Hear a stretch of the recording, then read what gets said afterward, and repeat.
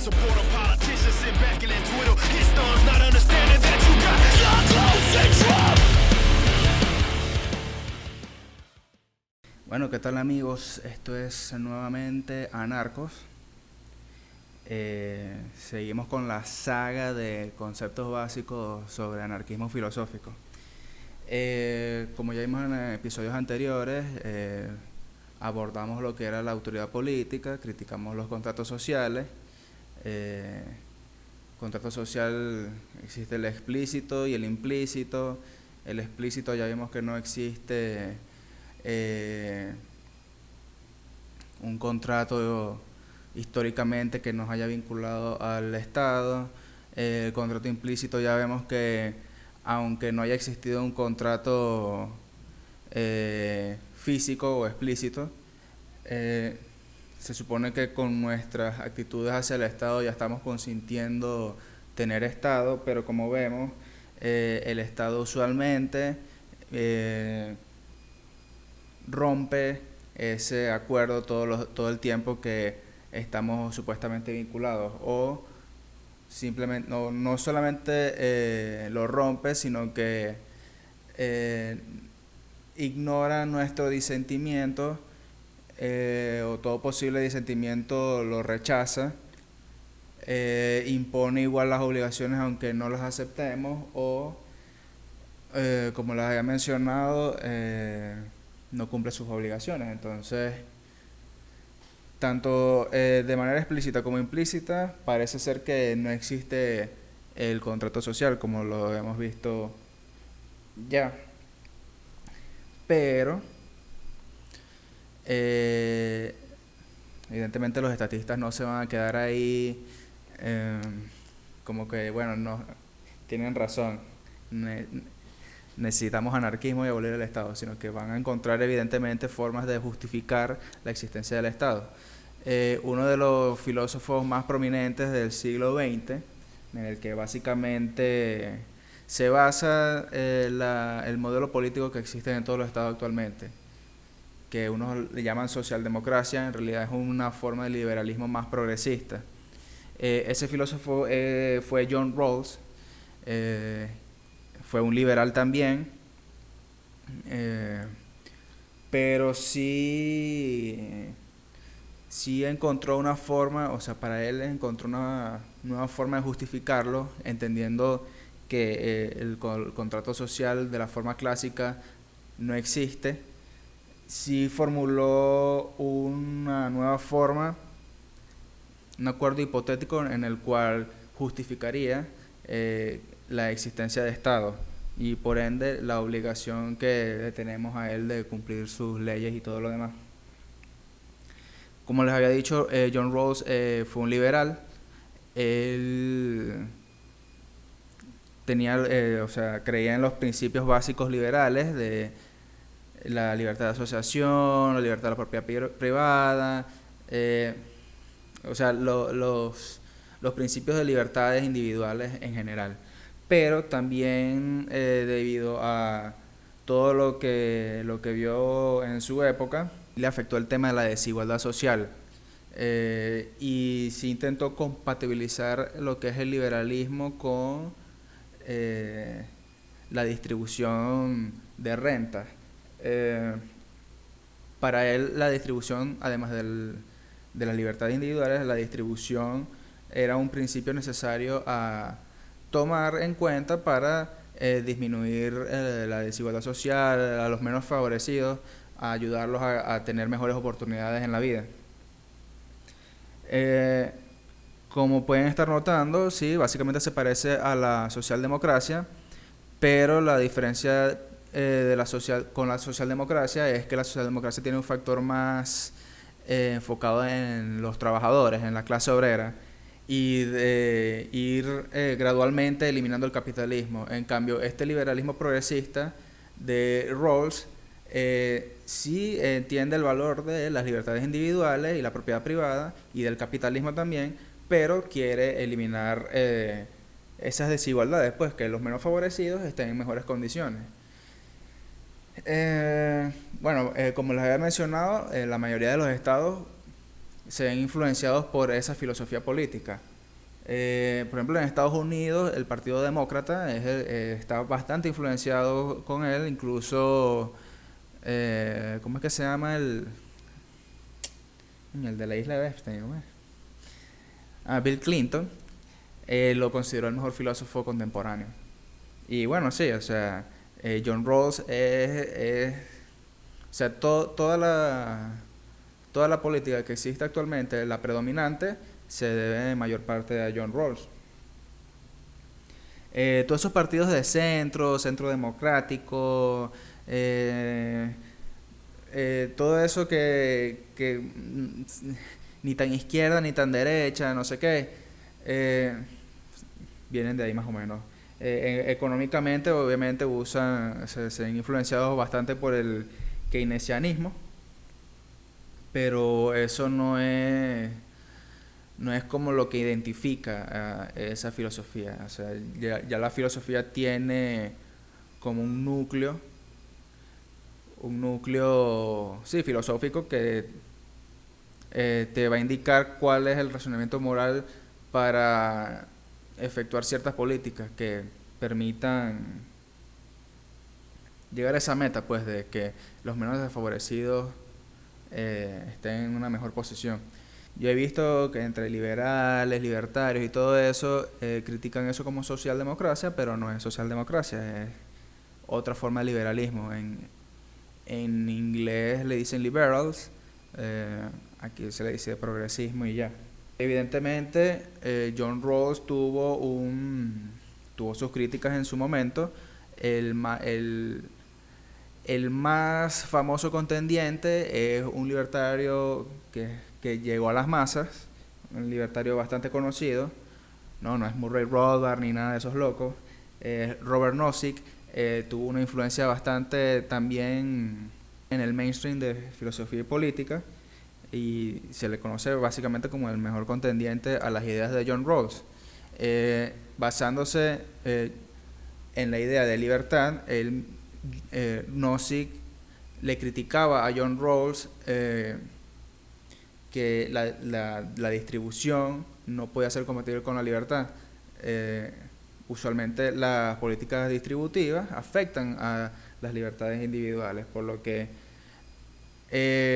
John Rawls argumentaba que probablemente no solo era antiético, sino que su postura no justificaba esa redistribución para mejorar a los desfavorecidos, sino que probablemente los iba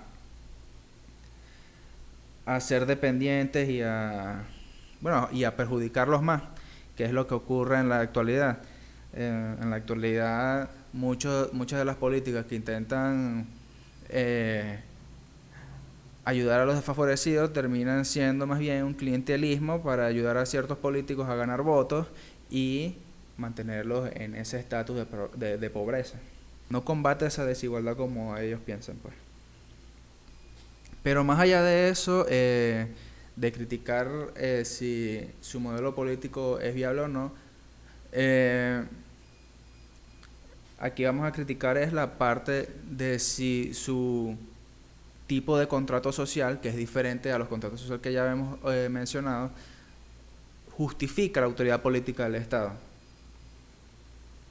Y bueno, básicamente él propuso un acuerdo hipotético. Ojo, como es hipotético, se salva de las críticas empíricas y observables o históricas. Este contrato no se refuta, obviamente, con eso de que nunca ocurrió, o nunca existió, o nunca lo firmé, o si fue implícito o no, porque para él es como un experimento mental en el cual, por ser razonable, ya justificaría la autoridad política. Básicamente es como una asamblea de gente razonable, sin sesgos ni prejuicios, que no están conscientes de sus privilegios en la sociedad. Es decir, ahí no saben qué religión van a tener, no saben qué trabajo están ejerciendo, no saben qué posición en la sociedad tienen, si son ricos, si son pobres, si son negros, si son gays, si son heteros, X. O sea, todas esas particularidades no las tienen, pero sí tienen la información necesaria, saben de economía, de política, de derecho, para poder argumentar y tratar de justificar cuál sería el modelo necesario para la sociedad y evitar los conflictos. Y bueno, John Rawls propone ese escenario hipotético y él llega a la conclusión que tendremos estado, y no solo un estado, sino un estado en el que existe un estado de bienestar que va a ayudar a los desfavorecidos. Eso es mejor conocido como la estrategia Maximin, o sea, maximizar lo mínimo, los desfavorecidos, tratar de por lo menos que no estén en una situación sin oportunidades. Que eso funcione o no ya es otro tema que puede ser criticado en otro episodio. Como ya les mencioné, aquí vamos a ver si es factible que un acuerdo hipotético genere obligaciones para que todos obedezcamos al Estado, o si eso justifica su existencia. Lo crean o no, en la vida diaria sí existen acuerdos hipotéticos. Un acuerdo hipotético se da mayormente cuando una persona no puede dar su consentimiento, pero sabemos que si hacemos esa acción, esa persona lo aprobaría.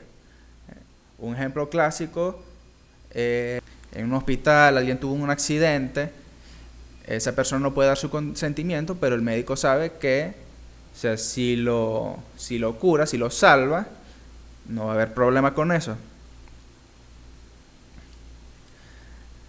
Se asume, es como lo que estaba buscando Rawls, se asume que es eso porque es lo razonable, pues, o sea, el médico va a tratar de salvar la vida porque es lo razonable, es tener vida, o sea, querer vivir.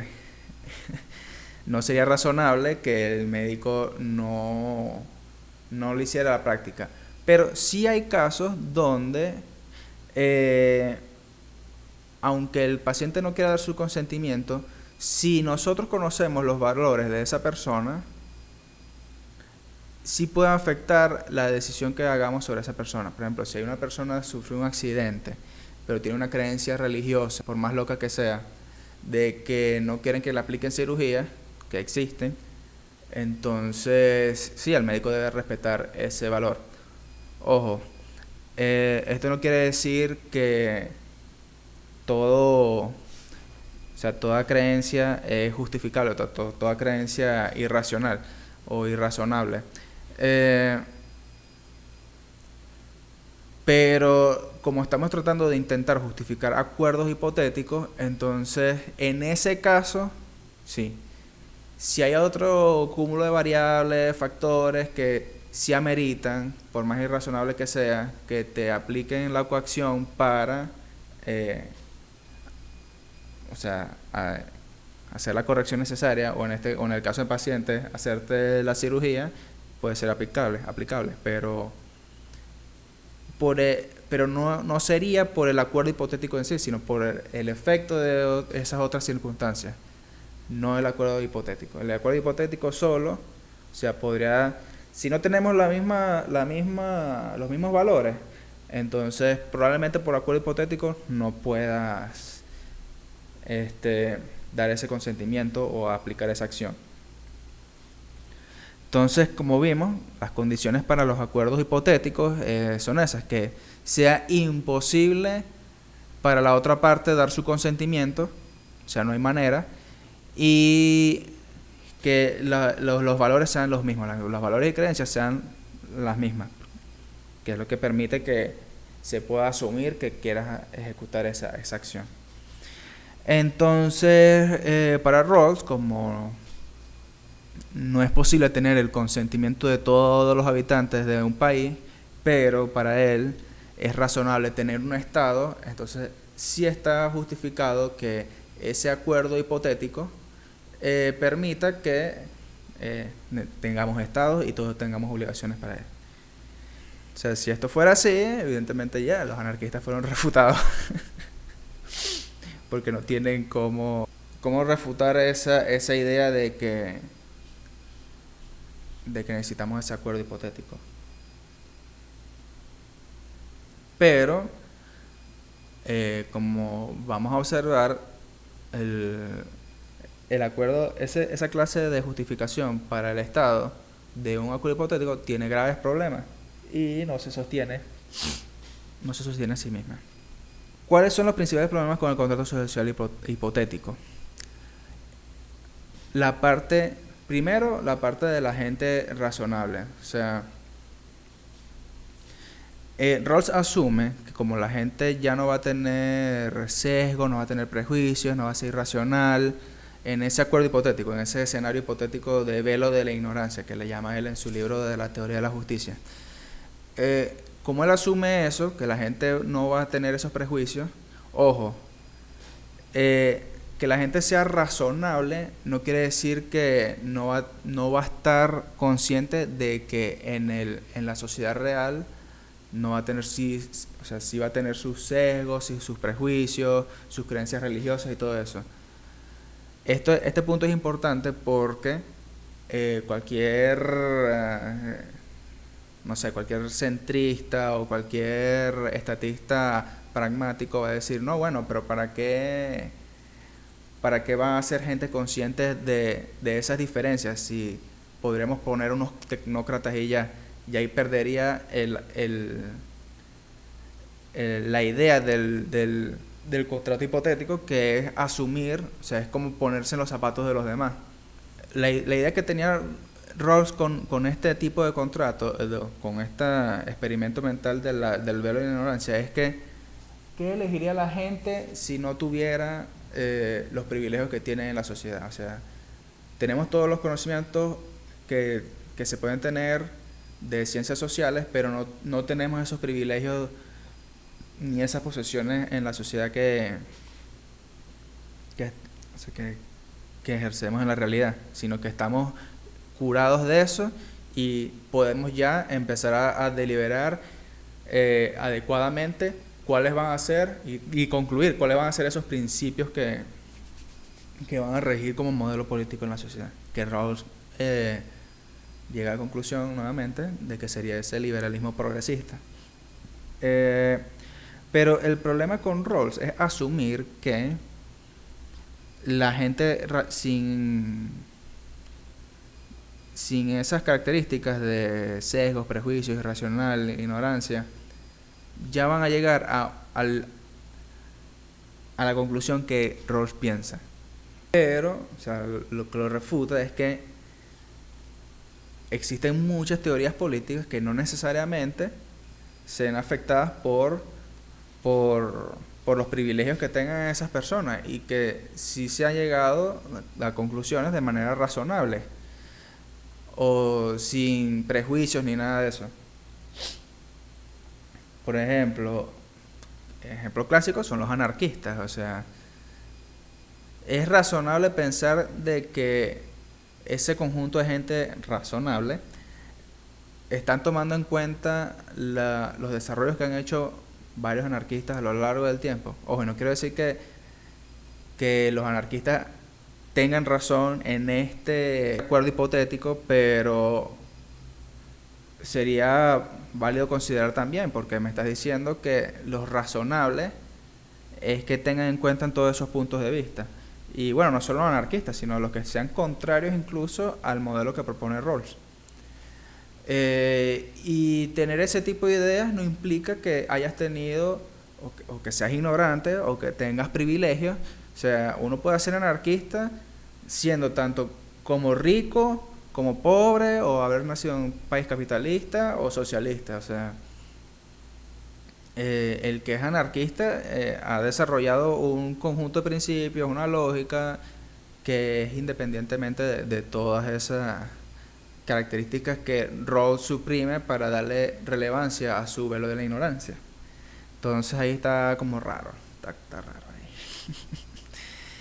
ahí. Otro punto importante es que la razonabilidad en sí mismo no implica que ya puedas ser coaccionado o que ya tengas una obligación con el Estado.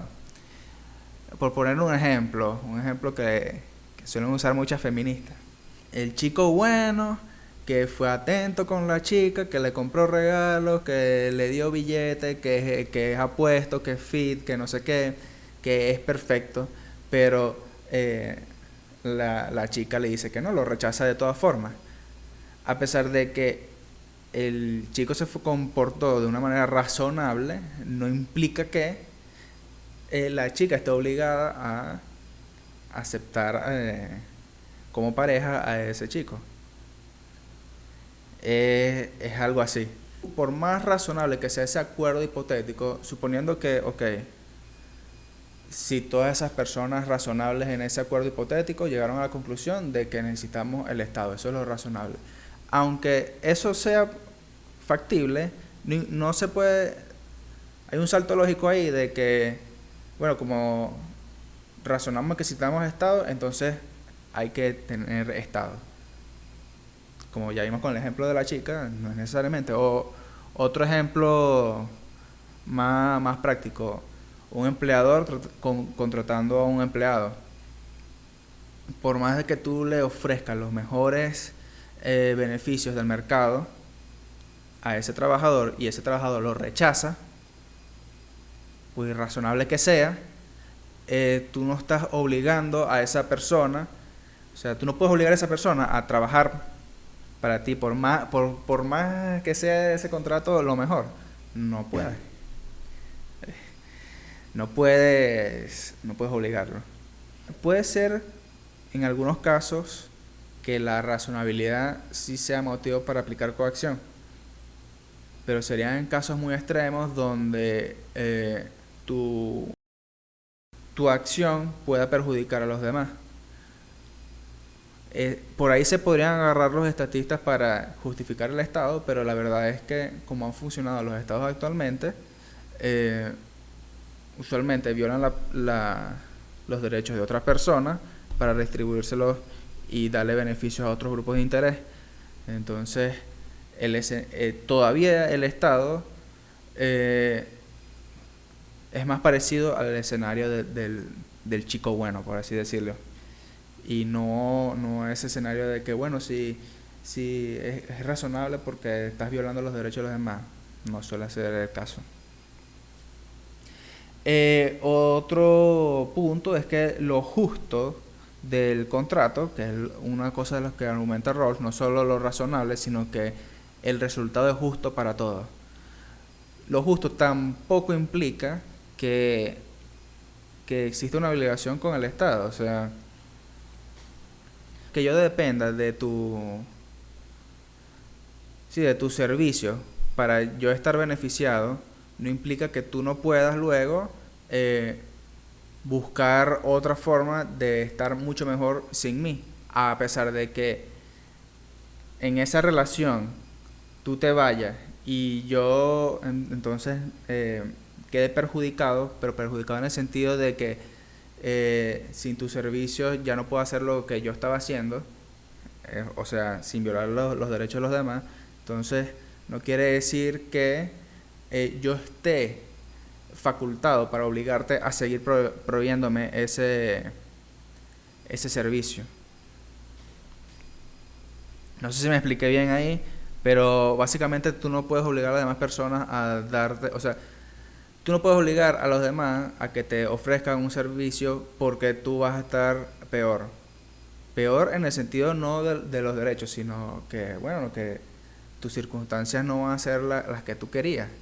Porque no todos estamos para trabajar para los demás. No está esa obligación de que prácticamente justifica la esclavitud. O sea, no te puedo dar más mi servicio. No, pero entonces ya no va a poder ganar lo mismo. Tú tienes que estar conmigo, porque eso es lo justo. Eso no justifica que puedas coaccionar a los demás. O sea, si yo me empeoro por esa razón, no puedo hacer más nada. O sea, tengo que respetar tu libertad de que tú quieras tratar con otra persona. En el caso del acuerdo hipotético de Rawls, él asume que es justo, o sea, que los resultados que te prometen que va a salir del Estado son justos, por lo tanto, tenemos que tener Estado. Es parecido más o menos a lo razonable, pero en el caso de lo razonable es que yo lo rechazo, así me comporte de manera irrazonable. O sea, mi justificación para negar tu contrato es irrazonable, no justifica que puedas aplicar coacción sobre mí o que tenga la autoridad política. Y bueno, hubo un error no sé si es propio de Rawls o de los rawlsianos, pero es que asumen directamente la autoridad del Estado. O sea, si como hemos estado viniendo hasta ahora, que usamos estas analogías entre individuos, entre privados, para demostrar por qué un contrato no funciona o no es aplicable, muchos estatistas rawlsianos suelen argumentar que no, bueno, pero es que el Estado es un agente que tiene una moralidad especial y por eso es que ese acuerdo, esa justificación de acuerdo sí aplica al Estado y no es lo mismo que con los individuos. Pero eso ya ahí está, o sea, estás haciendo una tautología, porque si estás usando el contrato social como justificación de la autoridad del Estado, pero ya desde un principio me estás asumiendo que el Estado ya tiene autoridad, entonces es un razonamiento circular, eso es lo que quería decir. Y no estás justificando nada, o sea, me estás diciendo, no, bueno, el Estado ya tiene la autoridad política, por lo tanto el contrato es válido. No, pues se supone que el contrato es lo que valida el Estado. Si ya el Estado está validado desde antes y valida el contrato, no me está justificando. Usualmente el contrato hipotético también cae en esa redundancia y en ese razonamiento circular, no termina siendo válido. Entre otras cosas que se pueden profundizar más en futuros episodios, porque ya esto sí sería más de cómo Rawls razona sobre su contrato hipotético o su velo de la ignorancia, es sobre las condiciones suficientes y necesarias para justificar la moralidad de ese razonamiento moral para ese contrato. Pero usualmente en filosofía política eso es demasiado complicado. Él tendría que demostrar cuál sería la teoría moral correcta, pero si demuestra la teoría moral correcta, estás como que ya invalidando el supuesto del acuerdo hipotético, que es tomar en cuenta las demás teorías morales o políticas o religiosas y las condiciones necesarias, que serían, o sea, habría que evaluar cuál teoría cumple las condiciones necesarias menos una. Entonces está difícil porque eso ni lo han hecho ningún filósofo político y es complicado, pues. O sea, si estás tratando de demostrar mucho con tu teoría, probablemente la teoría sea falsa. Pero no todo lo de Rawls es malo. Como ya les había mencionado, él creía en las libertades individuales, solamente que, concha, no le gustaba eso de los menos desfavorecidos. Y usualmente esa es una de las críticas que tiene el liberalismo, que, fino, el capitalismo es chévere. Sí se demuestra que, o sea, es imposible negar que el capitalismo ha generado mucha riqueza en tan poco tiempo, desde que empezó la revolución industrial y todo eso. Pero sí sí se nota la desigualdad, los menos favorecidos, que no sé, me imagino que es una impotencia, pues que se debería hacer algo al respecto. Y bueno, es una crítica liberal que es bastante frecuente. Muchos liberales, no, bueno, eso no importa, que es pobre, el que es pobre es porque quiere, no sé. Y pienso que es una mala forma de abordar el tema. Pienso que Rawls en ese sentido sí puede haber tenido razón, pero esas conclusiones que él saca de lo que ocurre en la sociedad pueden ser válidas, pero para mejorar incluso el propio liberalismo. Él lo intentó, justifica una serie de cosas que no son tan razonables como él cree, porque si estamos claros que Rawls está tratando de buscar la conclusión que él quiere con sus premisas, y eso afecta más o menos ahí en lo que es lo razonable o no. Pero incluso los propios libertarios y anarcocapitalistas pueden tomar en cuenta eso para ver cómo la sociedad que proponemos puede ayudar a mitigar esos problemas, ¿no? Sin estar tachando a la gente de progre, liber progre, no sé qué. O sea, son cuestiones que sí están ocurriendo, pero que las mismas instituciones actuales no pueden resolver, porque lo que es real, o sea, lo que es realismo político es que las instituciones y el Estado en sí, al ser un monopolio, van a intentar es competir por tener ese foco de poder.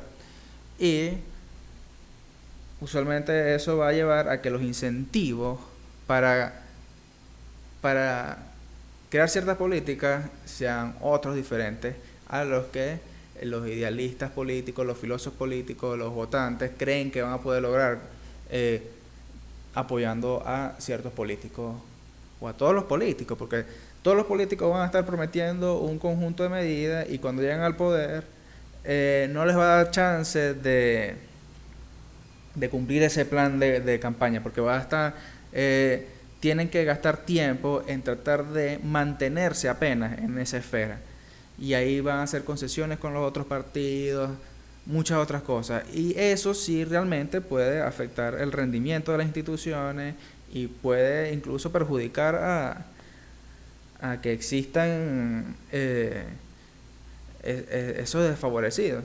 Entonces es complejo. Eso lo voy a dejar a otro tema, el tema de la búsqueda de rentas. Aquí nos estamos enfocando en la parte de ese intento de justificación de la autoridad política que intenta cerraros con un acuerdo hipotético. Ya vimos que por más razonable, por más justo que sea, eso no implica ya, por el salto lógico, de que existe Estado. O sea, podemos incluso razonar sobre o sea, justificar lo razonable y lo justo, pero eso podría ser sin ningún problema algún tipo de anarquismo. Y se puede justificar como, por ejemplo, en mi caso, el anarcocapitalismo puede ayudar a resolver esos problemas. Otra cuestión, bueno, como Rawls era liberal, sí es posible encontrar puntos de encuentro. Lo bueno de lo que propone el anarcocapitalismo es que en base a la libre asociación, las comunidades políticas puedan configurarse como más les sea conveniente. Es una visión más cosmopolita de que, bueno, si una comunidad política piensa que, no sé, haciendo unas políticas así redistributivas, pero voluntarias, esa es la mayor diferencia, puede ayudar a mejorar la calidad de vida de los desfavorecidos, y eso llega a ser competitivo entre las demás comunidades políticas, es posiblemente que esa política en sí sea aplicada en todo el resto del mercado de comunidades políticas, que es lo que quiere el anarcocapitalismo. Es un error quedarse con una defensa libertaria sin tomar en cuenta los problemas sociales que existen. Eso, aparte de que nos hace ver poco empáticos, que ojo, la empatía en sí no es justificación de cierta filosofía política, pero sí ayuda a como que que la idea sea mejor difundida y mejor aceptada entre una sociedad que ha aceptado lo que vemos como normal. O sea, bueno, como les mencioné en el capítulo anterior, hay Estado y el Estado tiene que redistribuir. ¿Por qué? Porque sí, porque así siempre ha sido. Entonces, no. Sí es algo a tomar en cuenta. Los anarcocapitalistas muy bien, al estar difundiendo o promoviendo la libre asociación, la libre conformación de comunidades políticas, está implícito en que se está tomando en cuenta esa idea que tenía Rawls de ponerse en los zapatos de los demás, porque estamos conscientes de que la libertad individual es la mejor forma de promover los proyectos de las demás personas, tener la capacidad de ayudar a los que... Pero es eso, tiene que ser algo voluntario, no puede ser algo a la fuerza, porque como estamos viendo, el Estado es una institución que por tener ese monopolio puede crear un desbalance en esos incentivos y hacer cosas que no van a salir como ellos quieren. Y de ahí es que sale, por ejemplo, el clásico que no era verdadero socialismo, aunque muchos en la derecha también lo usan, no era verdadera república, no era verdadero nacionalismo.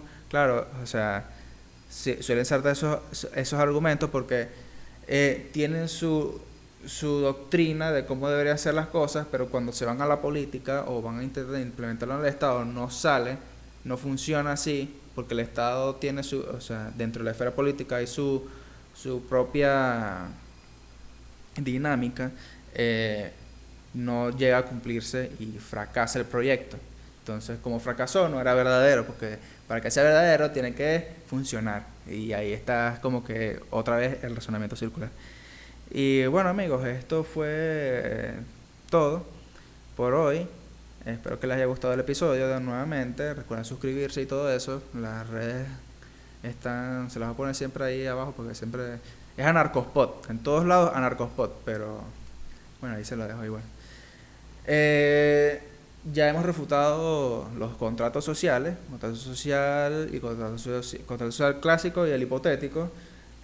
No son las únicas formas de justificar la autoridad política, pero ya, como lo había mencionado, la particularidad de los contratos sociales es que te quieren hacer creer que todos aceptamos lo que estamos viviendo, y no es así. O sea, ni porque fuera hipotético o porque haya existido o por el mero hecho de usar las carreteras o servicios públicos, no hemos nunca dado el consentimiento a que el Estado nos gobierne. Y el Estado, evidentemente, nunca va a preguntarnos, o sea, ponte que refutemos todos los contratos sociales. El Estado nunca nos va a preguntar, bueno, ¿quieren seguir en este estado? Porque no le conviene. O sea, de paso que es difícil, es una tarea, es un esfuerzo bastante grande, no lo va a permitir, porque ya sería perder ese privilegio que tiene el Estado de gobernarnos a todos para satisfacer ese privilegio, esa posición ahí de dominancia que tiene el Estado sobre los demás. Entonces, es así. Pero, como les he mencionado, los contratos sociales, la brevedad de contratos sociales no son la única forma con la que los estatistas justifican la autoridad política. Hay otros argumentos, usualmente el de la democracia. Usualmente lo usan para justificar la autoridad política, y el último que es más convincente, que probablemente es el que usa la gente del día a día, por más que no sepa de teoría política, y los que suelen usar incluso hasta los minarquistas, que es el del consecuencialismo, que es básicamente, bueno, ya lo había mencionado, pero ya lo vamos a profundizar, que por los resultados, por la necesidad de supuestos resultados, es que necesitamos el Estado. Y bueno, ya vamos a ver que no necesariamente es así y otras cosas, pero bueno, me gustaría que me sigan acompañando aquí, pero es básicamente explorar cuáles son las bases del anarquismo, de dónde vienen las críticas hacia el Estado, por qué vemos el Estado como ilegítimo, y así vamos. Bueno, esto fue todo, Anarcos. Nos vemos en un próximo episodio.